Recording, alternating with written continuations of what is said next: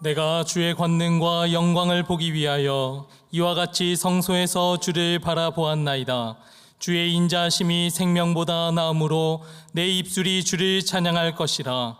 이러므로 나의 평생에 주를 송축하며 주의 이름으로 말미암아 나의 손을 들리이다. 하나님은 영이시니 예배하는 자가 영과 진리로 예배할지니라. 아멘.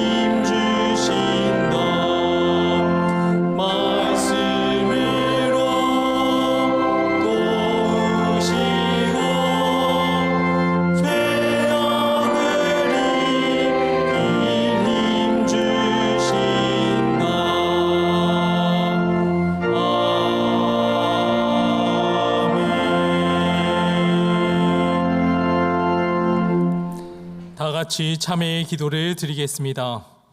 위로의 하나님, 진정한 위로가 없는 세상의 가버나움을 찾았던 저희들을 용서하여 주시고 예수님을 만나 참된 위로를 얻게 하여 주옵소서. 이제는 하나님께 저희 각자의 죄를 참회하며 계속 기도드립니다.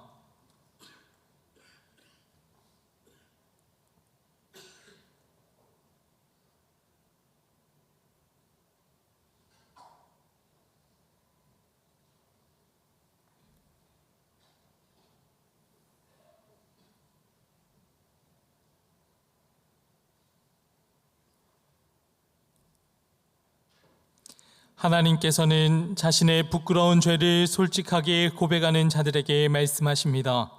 주께서는 용서하시는 하나님이시라. 은혜로우시며 긍휼히 여기시며 더디 노하시며 인자가 풍부하심으로 그들을 버리지 아니하셨나이다. 이제 사도신경으로 저희의 신앙을 고백하오니 나는 전능하신 아버지 하나님 천지의 창조주를 믿습니다. 나는 그의 유일하신 아들 우리 주 예수 그리스도를 믿습니다. 그는 성령으로 잉태되어 동정녀 마리아에게서 나시고 본디오 빌라도에게 고난을 받아 십자가에 못 박혀 죽으시고 장사된 지 사흘 만에 죽은 자 가운데서 다시 살아나셨으며 하늘에 오르시어 전능하신 아버지 하나님 우편에 앉아 계시다가 거기로부터 살아있는 자와 죽은 자를 심판하러 오십니다. 나는 성령을 믿으며 거룩한 공교회와 성도의 교제와 죄를 용서받는 것과 몸의 부활과 영생을 믿습니다. 아멘. 자리에 앉으시기 바랍니다. 다 함께 성시를 교독하겠습니다.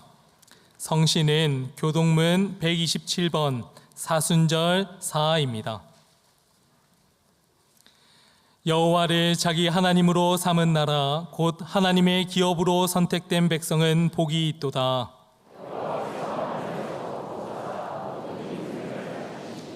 곧 그가 거하시는 곳에서 세상의 모든 거민들을 굽어 살피시는도다.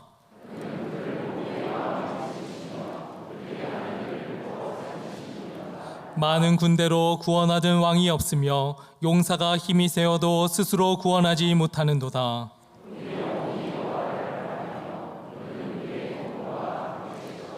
우리 마음이 그를 즐거워하며 우리가 그의 성호를 의지하였기 때문이로다.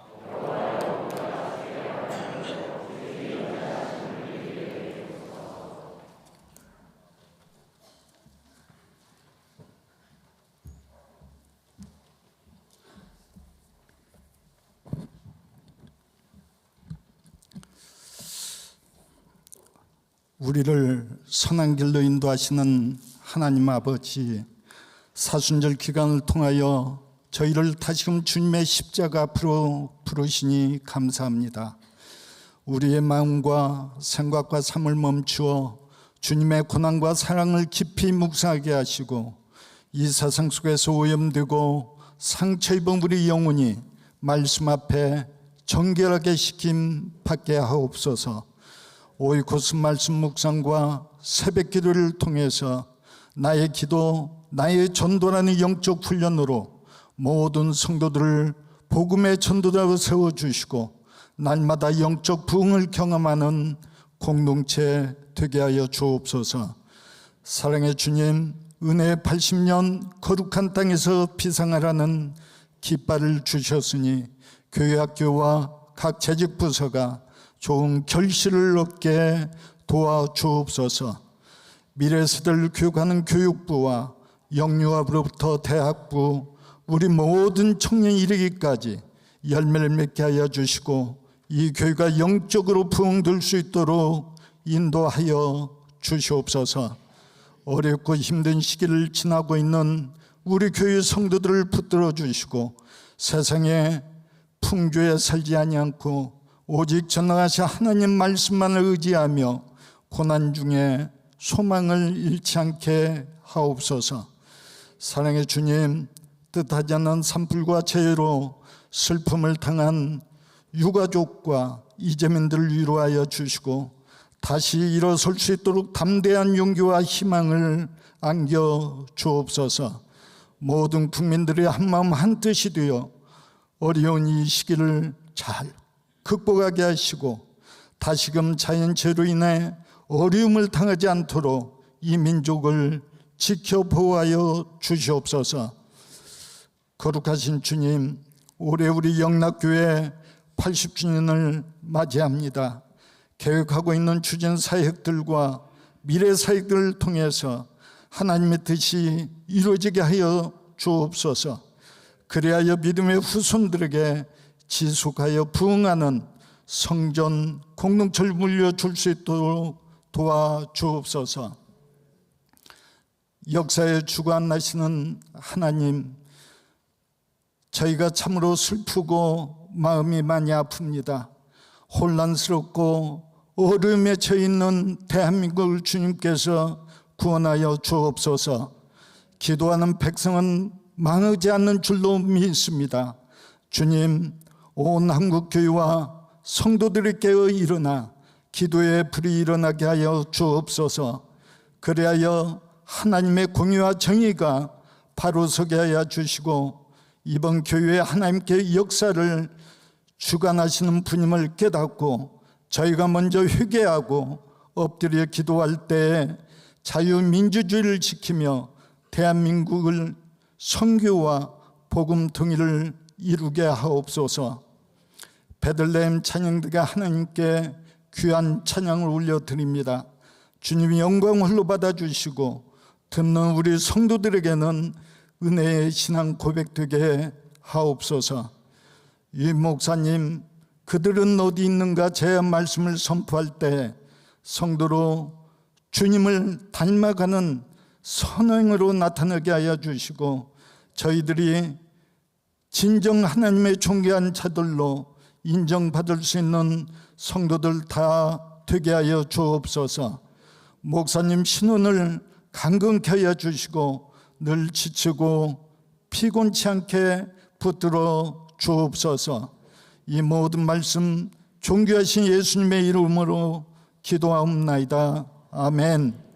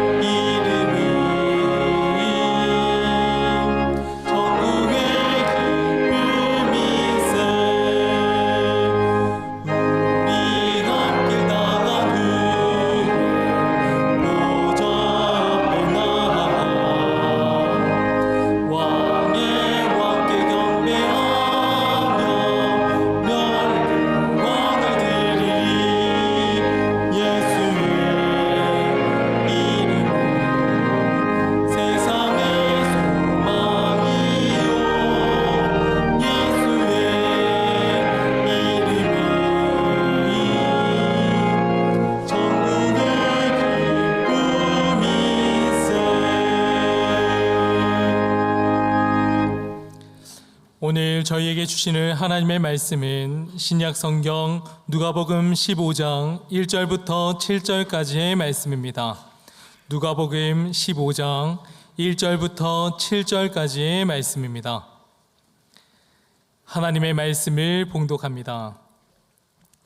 모든 세리와 죄인들이 말씀을 들으러 가까이 나오니 바리새인과 서기관들이 수군거려 이르되 이 사람이 죄인을 영접하고 음식을 같이 먹는다 하더라.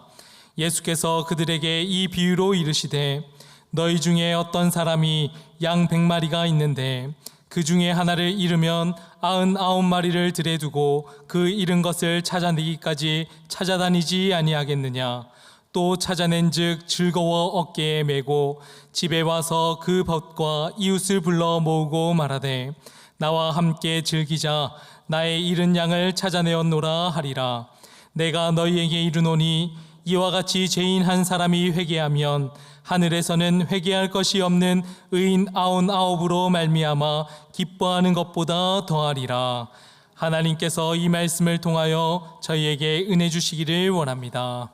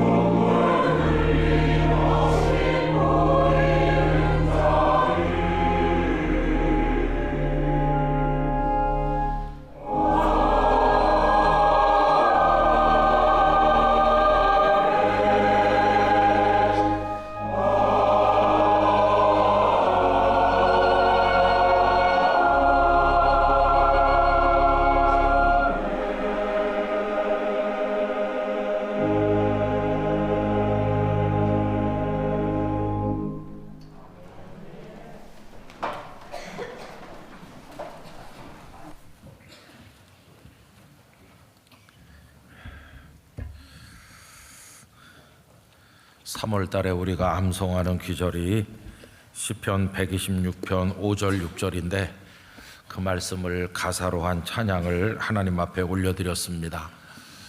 오늘 나중에 한번 우리가 암송하면 4월 달에는 다른 요절로 넘어가게 될 텐데 우리가 힘들고 어려운 때를 만나도 하나님을 의지하고 눈물로 씨를 뿌리는 성도가 되어서 기쁨으로 단을 거두게 되기를 원합니다. 사순절 네 번째 주일 오후 예배에 오신 성도님들에게 하나님의 평강이 함께 하시기를 바랍니다. 7월 말까지 우리 50주년 기념관에 공사가 있고 아마 조만간 한두 군데 공사를 더 하게 될 텐데 우리 교회 시설이 너무 오래된 것들이 많아서 손을 좀 봐야 될 일들이 있습니다. 여러분들이 좀 견디시면서 협력해 주시면 좋은 곳에서 좀 더 편안하게 우리가 신앙생활 할 수 있게 되리라고 생각합니다. 은퇴하신 어느 목사님께서 우리 교회 영상 설교를 늘 들으시는 중에 3월 16일 설교에 대해서 질문 같은 글을 하나 보내오셨습니다. 3월 16일 설교는 제목이 30세쯤 되시니라 인데 우리 성도님들 기억하고 계십니까? 네, 그 내용을 다 기억하는 분이 계신지 모르겠어요. 가끔씩은 좀 잊어버리셔야 나중에 제가 재탕도 하고 그렇게 할 수 있습니다. 근데 그 내용은 이런 겁니다. 예수님 당시 사람들이 예수님에 대해서 좀 알고 있는데 그게 사람들이 아는 대로만 안다는 겁니다. 예수님의 이름을 알고 공생의 사역을 시작할 때 나이가 30세쯤 되셨다는 것을 알고 또 목수인 요셉의 아들이다 뭐 그런 정도로 안다는 것인데 그렇게만 알아가지고는 구원에 이를 수가 없다고 하면서 구원에 이르는 믿음을 가지려면 그 이상의 것을 믿고 고백해야 되는데 예수님께서 우리의 주님이심을 구원자로 이 땅에 오신 메시아이심을 하나님의 아드님이심을 믿고 고백해야 한다 하는 내용을 그날 우리가 나누었습니다. 그 목사님의 질문은 사실은 그 말씀에 관한 것이라기보다는 그 다음 단계에 관한 것인데 예배당 안에는 예수님을 주님으로 믿고 고백하는 사람들이 많이 모여 있는데 세상에 나가면 그들은 다 어디 있는가 하는 게 그 목사님의 질문이었어요. 여러분 오늘 잃어버린 양 한 마리를 찾는 내용이 담긴 본문을 읽으면서 설교 제목이 그들은 어디 있는가 라고 하니까 아마 많은 성도님들께서 잃어버린 양 한 마리가 어디 있나 그들을 찾아오자 그런 주제의 설교일 거라고 생각하는 분들이 있으셨을 텐데 오늘은 좀 다른 각도에서 이 말씀을 생각해 보려고 합니다. 그 목사님의 질문에서 설교 제목을 따온 겁니다. 그들은 어디 있는가? 이때 그들은 누구겠어요? 예배당에 모여서 예수님을 주님으로 고백하고 예배하는 바로 우리들이 세상에서는 어디 있는지 잘 모르겠다 하는 것이죠. 그들이 바로 우리 자신을 가리키는 겁니다. 여러분 이 목사님의 질문을 우리가 들으면 우리는 굉장히 힘든 주제 앞에 서게 됩니다. 그것은 믿음은 일상생활 속에서 증명되어야 한다 하는 겁니다. 그 사람의 믿음이 진짜라면 삶 속에서 열매를 맺어서 그 믿음이 진짜임이 증명되어야 한다는 겁니다. 예수님께서도 그에 관한 말씀을 많이 하셨죠. 마태복음 7장 16절에 보면 그들의 열매로 그들을 알지니 가시나무에서 포도를 또는 엉겅퀴에서 무화과를 따겠느냐 이렇게 하셨고 7장 20절에서도 비슷하게 말씀하시죠. 이러므로 그들의 열매로 그들을 알리라. 그들이 일상 속에서 맺는 열매를 보면 진짜 성도인지 가짜인지 알 수 있다 하는 얘기입니다. 그럼 여러분 우리가 볼 때 우리 자신이 어떻다고 생각하십니까? 우리는 우리 자신이 참 부끄럽고 연약하다 느낄 때가 많이 있어서 심지어 어떤 이들은 세상에 나가 사는 동안에 자신이 교회 다닌다고 하는 것을 감쪽같이 숨기는 이들도 있다고 합니다. 오래전에 어느 목사님께 이런 얘기를 들었습니다. 그 목사님 교회 청와대 직원이 한 사람 있는데 들어보니까 전혀 교회 다니는 내색을 안 하고 숨어 있다 하는 것을 목사님이 알게 돼서 교회에서 만났을 때 집사님, 내가 아직 청와대 구경을 못했는데 한번 가능할까요? 그러니까 청와대 행사가 없는 날 목사님 내외를 정중하게 초대했다고 합니다. 그래서 여기저기 구경을 하고 이제 바깥에 모시고 나가서 좋은 식사를 대접하려고 하는데 목사님께서 기왕에 구경하는 거 구내식당도 구경합시다. 이래서 바깥에서 드시지 않고 구내식당에서 음식을 받아서 앉다 보니까 다른 직원들도 거기 많이 있을 거 아니겠어요? 근데 갑자기 목사님이 벌떡 일어나더니 큰 소리로 집사님 식사기도 드리겠습니다. 이렇게 해가지고 집사님 하면서 기도를 드리고 나니까 그날 다 들통났어요.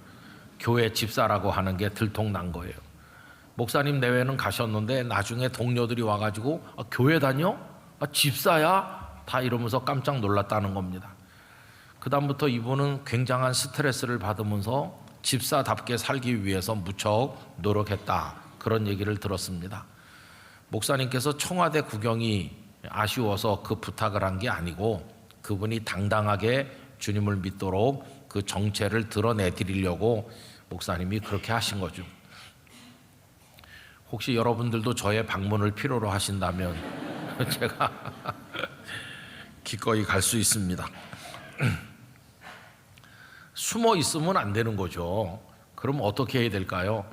교회에서 나무 십자가를 하나씩 나눠드려 가지고 다 목에 걸고 출근해 가지고 만나는 사람들에게 저 영락교회 집사인데요, 권사인데요, 이렇게 말하면 사람들 눈에 보이겠죠. 그러면 이 세상 바깥에 성도가 있다는 게 보이겠나?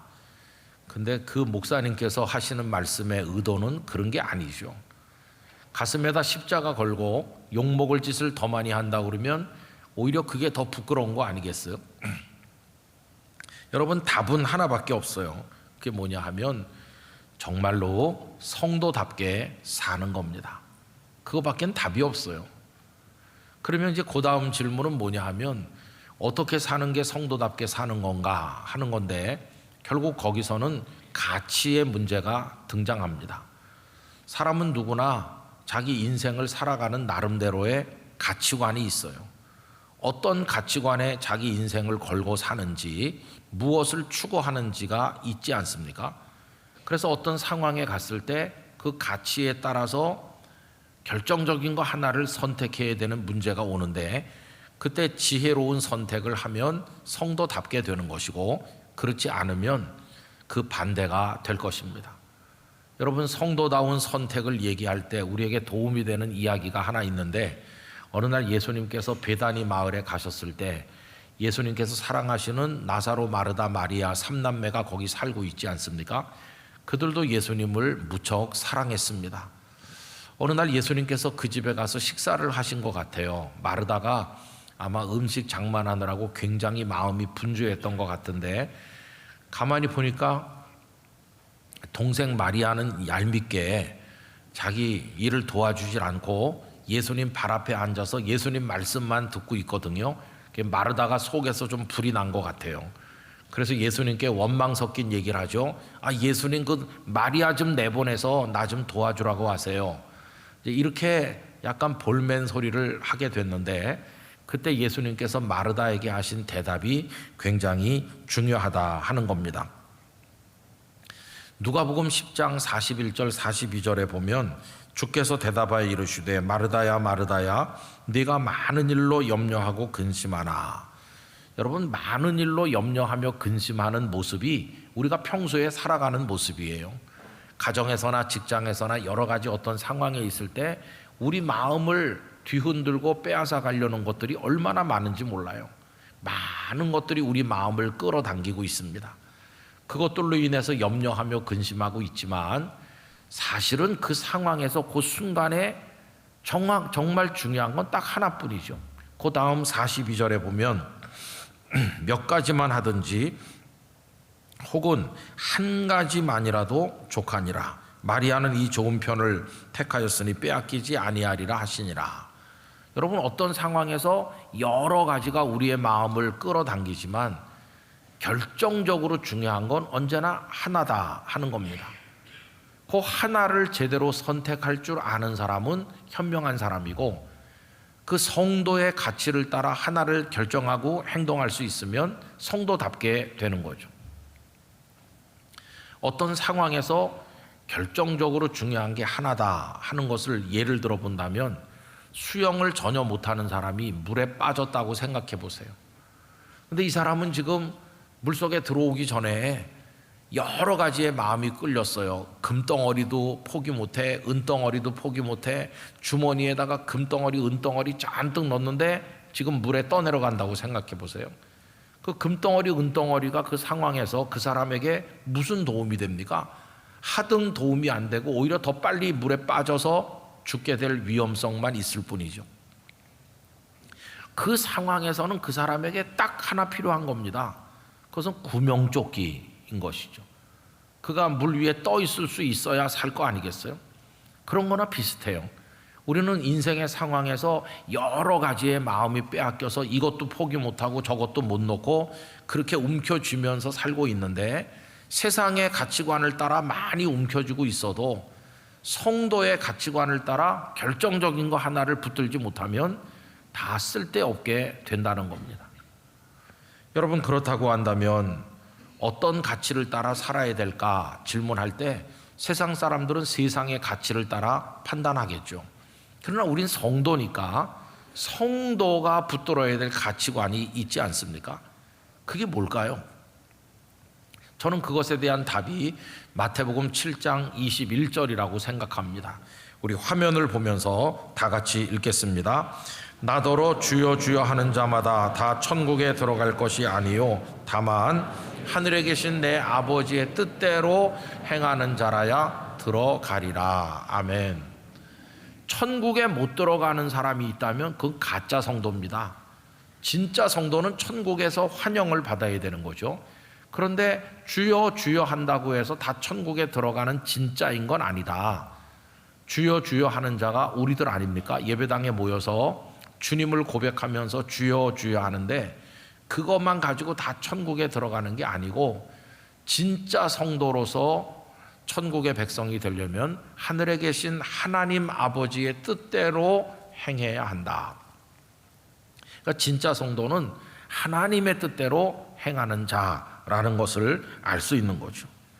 그 하나님의 뜻, 하나님께서 우리에게 가르쳐 주시는 가치, 그걸 가지고 어떤 상황에서 현명한 선택을 하며 말하며 행동하며 살아갈 때 그때 성도답게 되는 겁니다.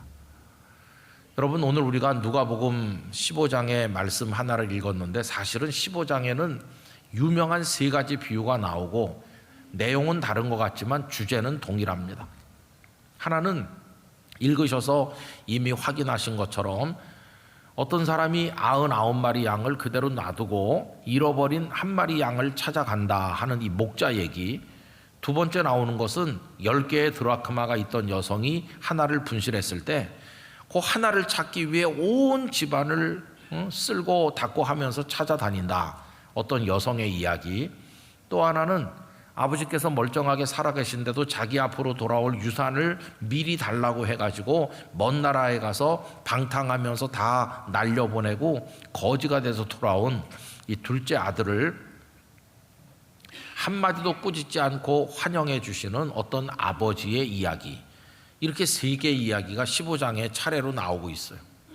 근데 여러분, 이 세 가지 이야기는 세상의 가치로 보면은 이건 있을 수 없는 얘기고 어리석기 짝이 없는 이야기입니다. 여러분, 지금 99마리가 소중한데 99마리를 놔두고 한 마리 그거 찾아가는 거 어리석어 보이지 않습니까? 무슨 일이라도 생기면 어떡해요? 더군다나 99마리 중에는 내일 아침 되면은 새끼를 낳을 양이 여러 마리 있는데, 내일 아침 되면 105마리, 110마리로 늘어날 텐데 그까짓 거 한 마리 그거 과감하게 포기해야지. 더군다나 그 한 마리 찾았다고 온 이웃을 동네 사람 다 초청해서 잔치를 열면 잔치 비용이 그게 양 한 마리보다 훨씬 더 들어가면 어떡하겠어? 경제적 관점에서 보나 합리적인 이유로서 보나 한 마리 양을 찾아가는 건 참 어리석은 행동일 뿐이에요. 또 두 번째 드라크마를 찾는 것도 그래요.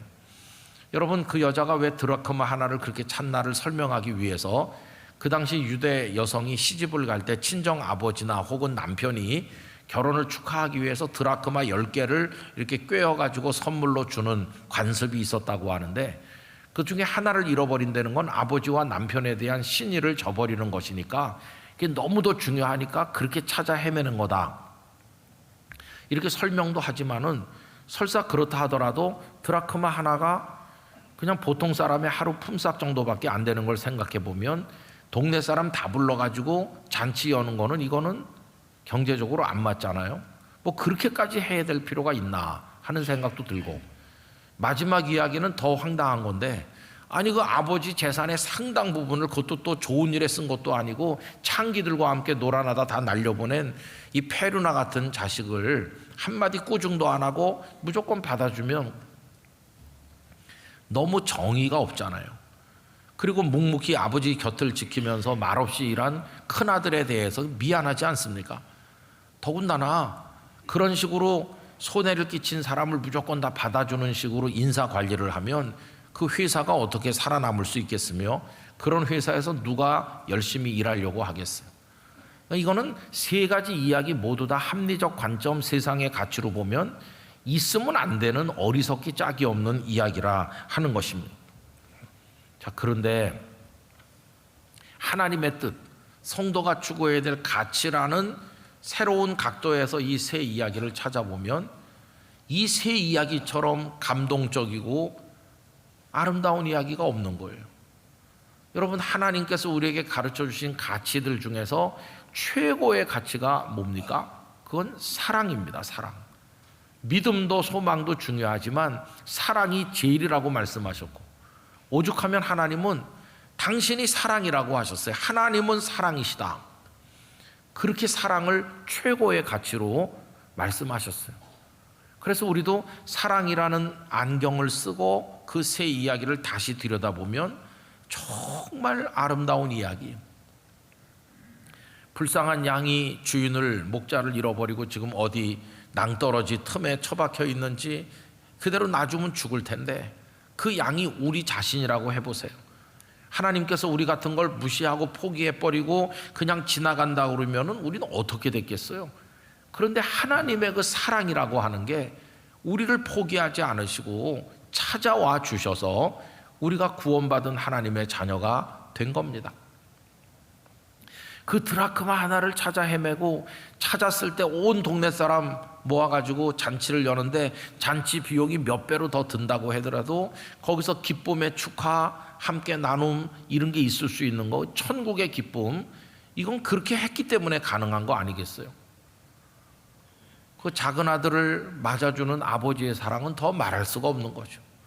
만약에 아버지가 호되게 꾸지람하면서 너 같은 자식을 둔 적이 없다 이렇게 쫓아내면 그 아들은 죽을 텐데, 그런 아들을 다시 살려주고 회복시켜주는 그 이야기, 그 탕자가 다 우리 자신이라는 걸 생각해 보면 진짜 그 이야기는 아름답고 가슴이 뭉클하게 만드는, 눈물 없이는 읽을 수 없는 아버지 이야기죠.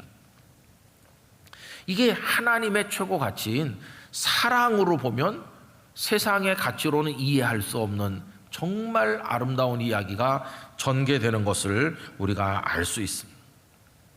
그래서 여기 이제 성도의 딜레마가 있는 거죠. 우린 태어나서부터 세상에서, 가정에서, 학교에서, 직장에서 세상의 가치에 너무 익숙하게 훈련받고 살아왔어요. 근데 하나님의 가치, 하나님의 사랑이라는 가치를 우리가 또 알고 있기 때문에 그 틈새 끼어 있는 거예요. 우리도 모르게 세상 가치에 따라 행동하게 되는데, 그렇게 되면 이 사랑의 이야기는 다 없어지는 것이고 우리 인생은 사막처럼 삭막하게 될 것입니다. 그런데 이쪽을 선택하면서 살자니 세상에 우리 주변의 모든 동료들이 우리를 보고 바보라고 할 테니까, 또 많은 손해도 감수해야 될 테니까 그게 또 감당하기가 어려운 거죠. 그래서 그 틈새 끼어서 우리 고뇌가 깊을 때가 많더라고 하는 것입니다. 자, 그런데 여러분, 고뇌가 깊으면 깊을수록 그리스도인답게 보여질 수 있는 좋은 기회가 된다는 걸 알아야 됩니다. 고뇌가 깊다는 것은 참 결정하기 어려운 때인데, 그러나 성도다운 결단을 할 수만 있다면 분명하게 진짜 그리스도인임을 세상에 보여줄 수 있게 될 거라는 것이, 그게 오늘 우리에게 정말로 중요한 거죠. 사순절이 되면서 우리가 늘 하는 말이 예수님을 바라보자, 예수님을 닮자, 예수님을 묵상하자 이렇게 하는데, 여러분 우리는 성도이기 때문에 예수님을 따르는 사람들이잖아요. 근데 우리가 그렇게 따르는 예수님은 어떻게 하셨나요? 거라사에 갔더니 무덤가에 귀신 들린 사람이 있는데 얼마나 흉폭한지 감당할 수가 없고, 옷도 입지도 않고 사슬에 묶어놔도 다 소용이 없고 아무도 감당을 못하는 그 불쌍한 광인이 있었는데, 예수님은 그 광인을 포기하지 않으시고 불쌍히 여기셔서 귀신을 명하여 나가라 하니, 그 귀신들이 우린 군대 귀신이라 수가 많다 그러면서 저 돼지떼로 들어가게 해달라. 그 귀신들이 돼지떼로 들어가 가지고 비탈로 내리다라 다 물에 빠져 몰살했거든요. 동네 사람들이 와가지고 빨리 우리 동네를 떠나 주십시오. 예수님이 계속 계시면 돼지 닭 할 거 없이 씨가 마를까 봐 걱정하는 거예요. 여러분, 광인 하나를 건지기 위해서 예수님은 2,000마리의 돼지를 아까워하지 않으셨어요. 요새 돼지 한 마리가 얼마합니까? 여러분, 2,000마리 뿐이겠어요? 예수님은 2만 마리라도 그렇게 하셨을 거예요. 그뿐이 아닙니다. 우리 한 사람의 가치를 예수님은 온 천하보다 귀하다. 사람들이 우리를 우습게 여기고 우리 자신도 우리를 우습게 생각할 때가 많은데, 정작 예수님은 우리 한 사람 한 사람을 천하보다 귀하다고 하신 겁니다. 그뿐이 아니에요. 당신이 십자가에서 기꺼이 죽어가면서까지 우리는 살리고 당신은 죽는, 우리와 당신을 1대1로 바꾸시는 것처럼 그렇게까지 파격적으로 우리를 사랑하신 예수님이십니다. 그러니 우리가 얼마나 소중한 존재인가. 예수님은 그렇게 하셨으니까 예수님을 닮으려면 그런 파격적인 가치에 따라서 행동해야 되는구나 하는 것을 알 수 있는 거죠. 그래야 성도다워지는 건데 그게 쉽지는 않아요. 그래도 가끔 우리 주변에는 그런 결단에 따라 행동하고 사는 이들이 있습니다. 지방의 명문 고등학교를 졸업한 어떤 학생이 우리나라에서 들어가기 제일 어렵다는 대학교 법학과에 쑥 합격하니까 온 집안에 경사가 나고 이제 우리 집안에 판검사가 배출되는구나. 그 집안은 아무도 믿질 않는 집안인데 난리가 나는 일이 또 계속되는 거예요. 왜냐하면 사법고시에 붙어서 난리가 난 게 아니고, 그렇게 대학에 들여보낸 그 아들이 대학에 가서 동아리 활동을 하다가 예수님을 만난 거예요. 예수님에게 강하게 끌렸어요. 가슴에 불이 붙었어요. 그리고 예수님의 사랑에 취했어요. 그리고 자기가 될 판사나 검사의 삶을 생각해 봤어요. 판검사가 평생 하는 일이 뭔가, 사람 데려다 놓고 당신 나쁜 놈이야, 죄인이야 이렇게 해가지고 기소하고 구형하고, 판사는 땅땅땅 내리치면서 사형, 무기징역, 징역 10년, 평생 사람을 정죄하고 벌 주는 일을 하는 게 검사나 판사예요. 예수님은요, 예수님은 정반대예요. 예수님은 죄를 지은 사람을 끌어안아 주시고, 괜찮아, 용서해 주시고, 다시 시작해봐, 넌 하나님의 아들, 딸이야. 이 판검사가 하는 일하고 예수님이 하는 일이 정반대인 거예요. 내가 한 번밖에 살지 않은 인생 살면서 사람들 데려다 놓고 넌 나쁜 놈이니까 벌 받아라 이것만 평생 해야 되나? 아니면 예수님처럼 죄 지은 사람이 하나님의 사랑 안에 용서받게 하고 새 인생 살게 하고 죽어가는 사람 살려주는 거, 이쪽을 해야 되나? 그러다가 그분은 목사가 되기로 결심했어요.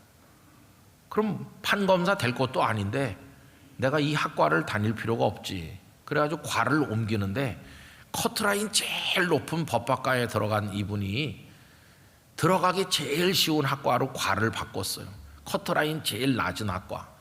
커트라인 제일 낮은 학과는 종교학과입니다. 종교학과는요, 목적이 뚜렷한 소수만 지원하기 때문에 커트라인이 낮아요. 거기는. 그리로 옮기니까 집안이 또 한 번 난리가 난 겁니다.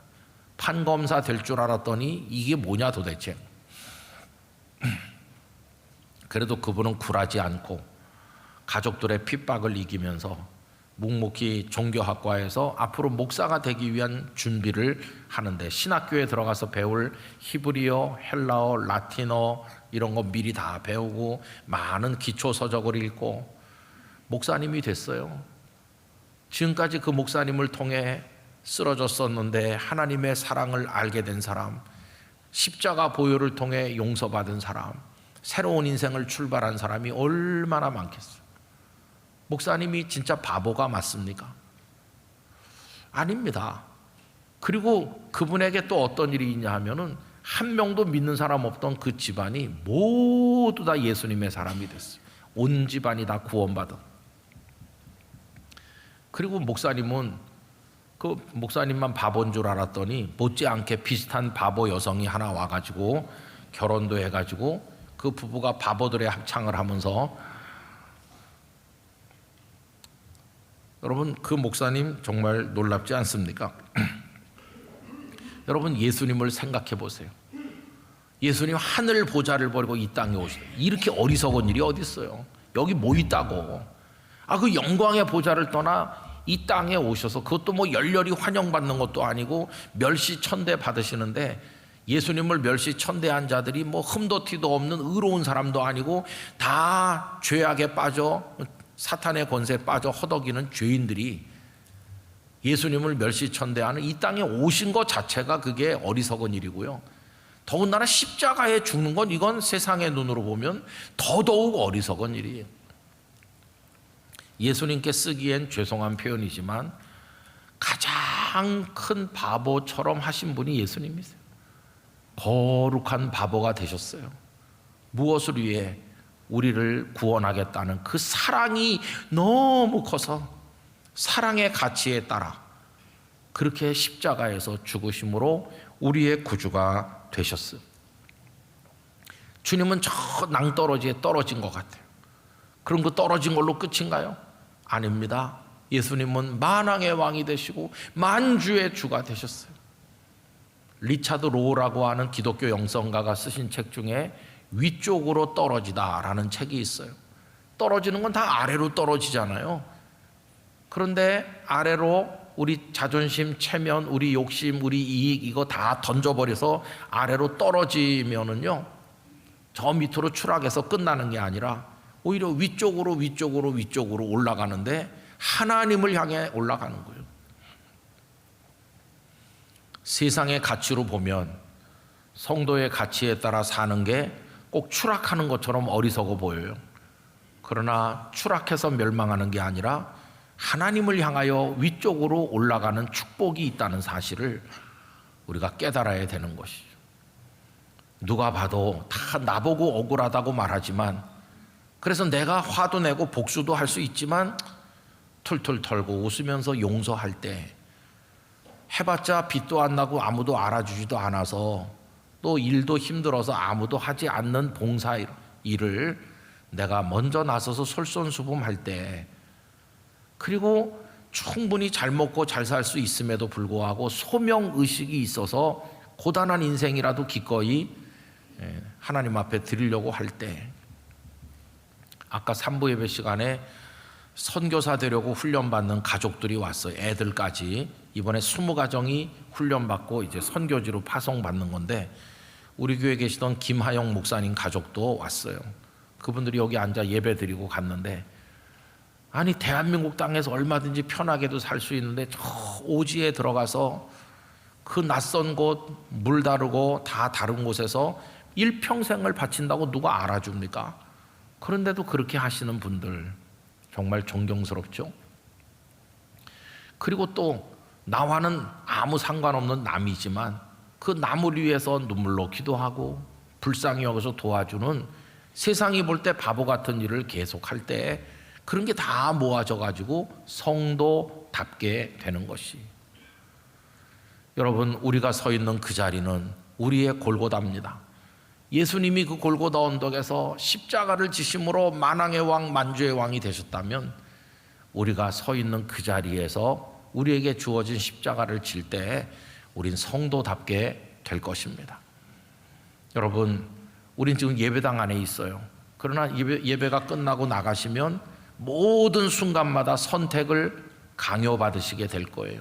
이렇게 하는 게 성도다운가 물어보지 않으면 안 될 상황이 계속 올 것이에요. 시간을 사용하고 물질을 사용하고 관계를 맺고 끊고 하는 그 모든 것에 있어서 성도다운 결단이 요구될 거예요. 힘들어도 주님을 따라서, 주님의 가치를 따라서 우리가 산다면 조금 이따 부를 찬송가 가사 그대로 그렇게 하는 사람밖에는 맛볼 수 없는 기쁨을 누리게 될 것입니다. 조금 이따 부를 찬송이 주 안에 기쁨 있네, 주 안에 사랑 있네. 근데 주님 안에서 주님을 닮아보려고 몸부림치는 사람만 알 수 있는 기쁨인 것이죠. 우리가 세상에 너무 몰입해서 살고 있는데 여러분, 주님이 알려주시는 하나님의 뜻을 따라 우리의 삶 속에서 성도답게 작은 등불이라도 밝히는 아름다운 삶을 살아가게 되기를 간절히 기원합니다. 아버지 하나님, 그동안 수십 년 예수님의 이름을 부르면서도 세상의 가치에 따라 살아온 저희들을 용서해 주시고 이제는 우리 상황 속에서 하나님의 가치를 따라 성도답게 결단하며 살아가도록 인도해 주시옵소서. 예수님의 이름으로 기도하옵나이다. 아멘.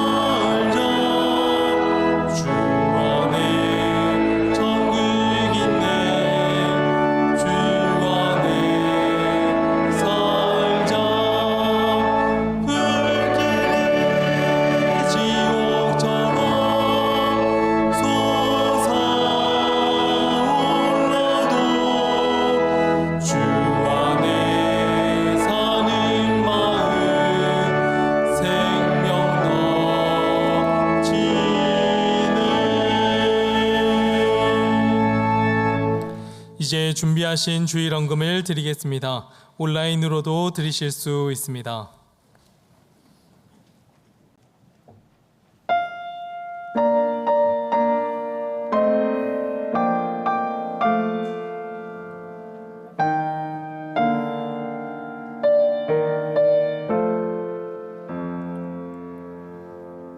나 어느 곳에 있든지 늘 마음이 편하다. 주 예수 주신 평안함 늘 충만하도다. 나의 맘속이 늘 평안함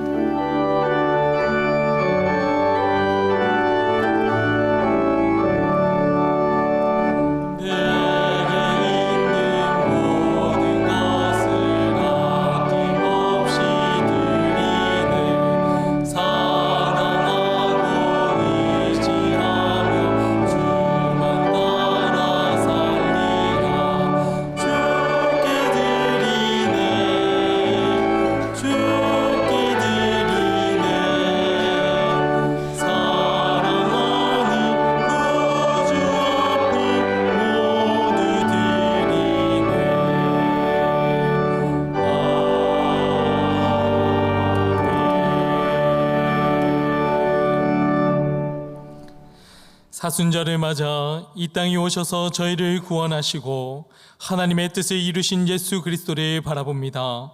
비록 저희는 죄의 길을 걸으며 방황하는 삶을 살아간다 할지라도 주님은 저희를 결코 버리시지 아니하시고 한 영혼을 천하보다 귀하게 여기시는 하나님이심을 믿습니다.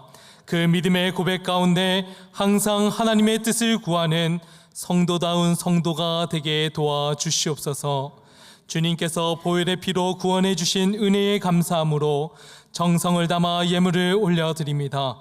이 예물이 주님의 뜻을 이루는 데 귀하게 쓰이게 하시고 우리의 삶도 주님께 온전히 드려지게 하여 주시옵소서. 감사드리며 예수 그리스도의 이름으로 봉헌기도 드리옵나이다. 아멘. 자리에 앉으시기 바랍니다. 새가족 여러분을 주님의 이름으로 환영합니다. 봉사관 1층 새가족 접수처에서 등록을 도와드립니다. 또는 교회 홈페이지에서 새가족 등록이 가능합니다. 오늘 봉사관 앞마당에서 나의 기도 노트를 추가로 판매합니다. 신규 및 재구매가 가능하며 구매 관련한 사항은 판매 부스에서 문의해 주시기 바랍니다. 4월 5일 토요일 새벽 6시 30분 영락가족 특별 새벽 기도회가 있습니다. 많이 참여하셔서 기도로 시작하는 한 달 되시기를 바랍니다. 성도님들께 교회와 교회 주변 주차장 이용 예절과 관련하여서 협조를 부탁드립니다. 자세한 내용은 주보를 참고해 주시기를 바랍니다. 별세자 소식입니다. 서대문 은평교구 28구역 윤연숙 권사님께서 별세하셨습니다. 고인은 김동일 집사님의 부인이 되십니다. 3월 31일 월요일 오전 6시 30분 은평 성모 장례식장에서 장례 예식이 있습니다. 관악동작 금천교구 48구역 강순옥 은퇴권사님께서 별세하셨습니다. 고인은 김진현 성도님의 모친이 되십니다. 3월 31일 월요일 오전 7시 서울 보라매 병원 장례식장에서 장례 예식이 있습니다. 슬픔을 당하신 유가족들에게 하나님의 위로가 함께 하시기를 바랍니다. 위임 목사님 나오셔서 사임 교육자 소개해 주시겠습니다.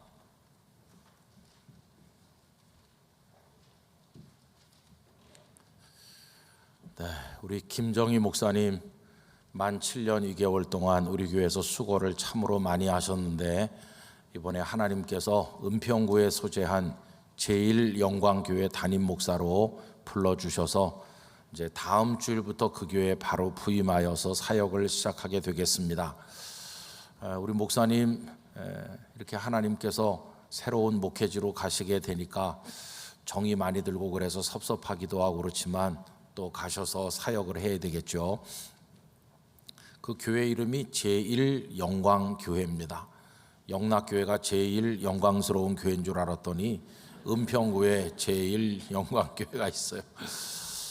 목사님 가서 참 이 시대에 꼭 필요한 목사님이 되시도록 또 건강 지켜주시도록 가정이 평안하도록 그리고 또 언제나 영감으로 더하셔서 목회를 잘 하실 수 있도록 여러분들의 기도를 부탁드립니다. 오늘 찬양 예배 시간에 마지막 설교를 하시고 또 가족들과 함께 인사하도록 하겠습니다. 그동안에 많이 수고하셨는데 감사의 뜻과 또 앞으로 기도로 응원하겠습니다 하는 마음을 담아서 우리 목사님께 뜨거운 박수를 보내주시기 바랍니다.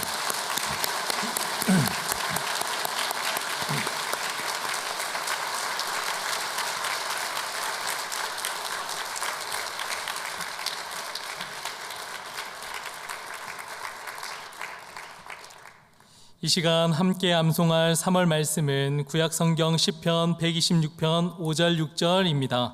눈물을 흘리며 이렇게 시작합니다. 다 함께 암송합니다. 눈물을 흘리며 씨를 뿌리는 자는 기쁨으로 거두리로다. 울며 씨를 뿌리러 나가는 자는 반드시 기쁨으로 그 곡식단을 가지고 돌아오리로다. 시편 126편 5절 6절 말씀. 아멘. 다 같이 일어나셔서 앞뒤 좌우에 계신 분들과 인사 나누겠습니다. 주님의 뜻을 따라 성도다운 삶을 살아갑시다.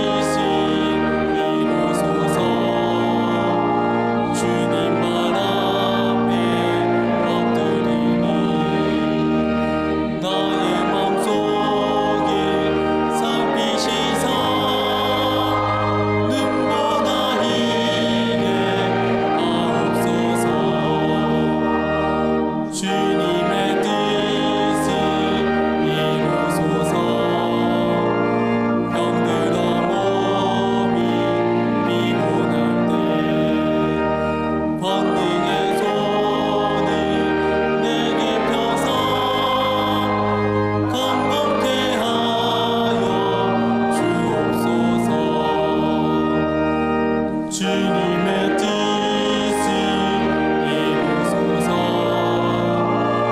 온전히 나를 주장하사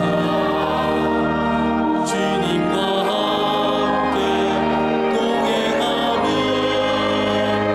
만민이 알게 하옵소서.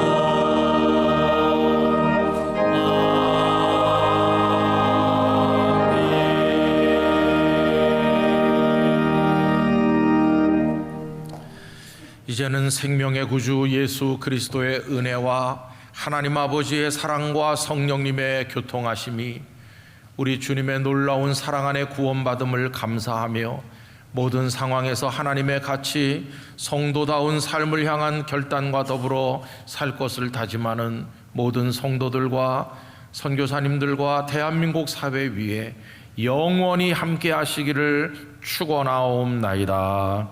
아멘.